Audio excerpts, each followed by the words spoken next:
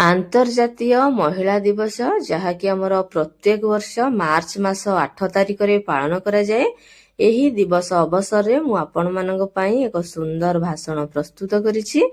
ଆସନ୍ତୁ ଭାଷଣଟିକୁ ଦେଖିନେବା। ସୁପ୍ରଭାତ। ସମ୍ମାନିତ ଅତିଥିବୃନ୍ଦ, ଗୁରୁଜନମାନେ ଓ ପ୍ରିୟ ବନ୍ଧୁମାନେ, ମୁଁ ଆପଣ ଏଠି ଆପଣଙ୍କ ନାଁ କହିପାରିବେ।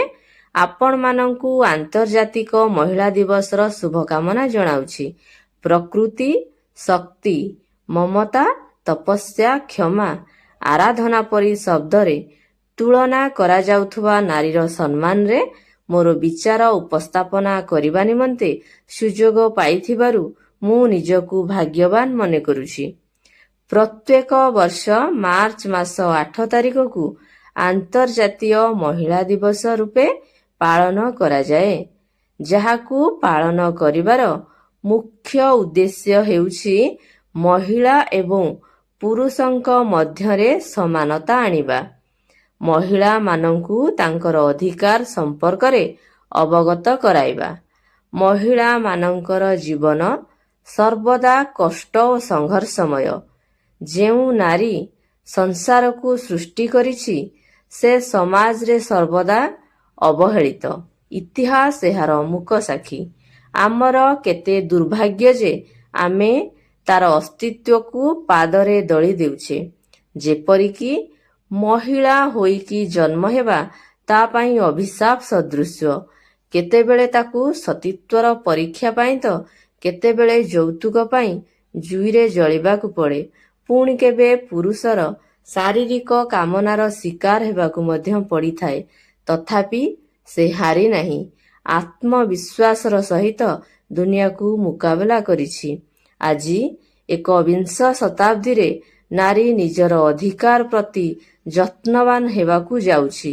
ନିଜର ଶକ୍ତିକୁ ଚିହ୍ନି ପାରୁଛି ଏବଂ ପୂରା ଦକ୍ଷତାର ସହିତ ସବୁ ସମସ୍ୟାକୁ ସମ୍ମୁଖୀନ କରି ପୁରୁଷମାନଙ୍କ ସହ କାନ୍ଧରେ କାନ୍ଧ ମିଳାଇ ଚାଲିବାର ସାହସ ଦେଖାଉଛି। କିନ୍ତୁ ଏହି ଅପ୍ରିୟ ସତ୍ୟକୁ ଅସ୍ୱୀକାର କରାଯାଇ ପାରିବ ନାହିଁ ଯେ ପୁରୁଷଙ୍କ ତୁଳନାରେ କମ୍ ଅଧିକାର ଓ କମ୍ ଦକ୍ଷ ବୋଲି ଆମର ସମାଜ ନାରୀମାନଙ୍କୁ ବିବେଚନା କରିଥାଏ। ଏହି ପୁରୁଷ ପ୍ରଧାନ ସମାଜରେ ମହିଳାମାନଙ୍କୁ ଉଚିତ ଶିକ୍ଷାର ସୁଯୋଗ ଦିଆଯାଏ ନାହିଁ। ମହିଳା ସଶକ୍ତିକରଣ ଅପେକ୍ଷା ବିବାହକୁ ଅଧିକ ଗୁରୁତ୍ୱ ଦିଆଯାଏ।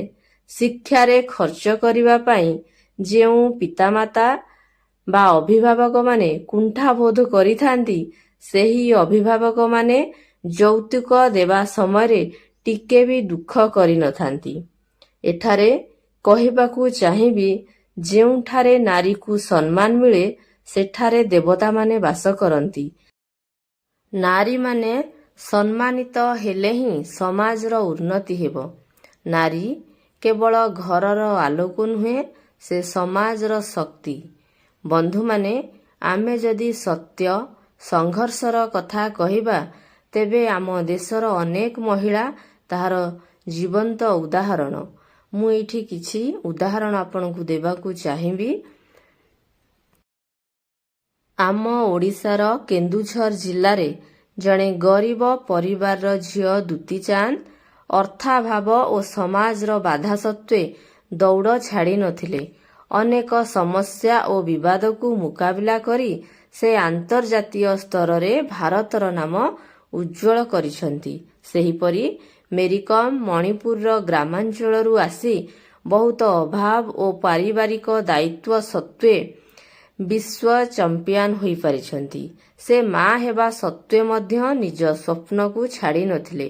ଏହା ଆମକୁ ଶିଖାଏ ଯେ ସଶକ୍ତିକରଣ କେବଳ କଥାରେ ନୁହେଁ, ସଂଘର୍ଷ ଓ ସାହସରେ ଥାଏ। ମହିଳାମାନେ ଅନେକ କ୍ଷେତ୍ରରେ ଅଗ୍ରଗତି କରୁଛନ୍ତି, କିନ୍ତୁ ପ୍ରତ୍ୟେକ ଘର, ପ୍ରତ୍ୟେକ ଗ୍ରାମ୍ୟ ଓ ପ୍ରତ୍ୟେକ ସ୍ତରରେ ସମାନ ସୁଯୋଗ ଓ ସୁରକ୍ଷା ଦେବା ଆମର କର୍ତ୍ତବ୍ୟ। ମହିଳା ଦିବସ ସେତେବେଳେ ସଫଳ ହେବ ଯେତେବେଳେ ଆମେ କେବଳ କଥାରେ ନୁହେଁ, ପ୍ରକୃତରେ ପ୍ରତ୍ୟେକ ମନୁଷ୍ୟର ହୃଦୟରେ ମହିଳା ଓ ପୁରୁଷମାନଙ୍କୁ ବରାବରିର ସମ୍ମାନ ଦେବା। ଶେଷରେ କହିବାକୁ ଚାହିଁବି, ନାରୀକୁ ସମ୍ମାନ ଦିଅ, ସମାଜକୁ ଶକ୍ତିଶାଳୀ କର। ଜୟ ହିନ୍ଦ ଜୟ ଭାରତ।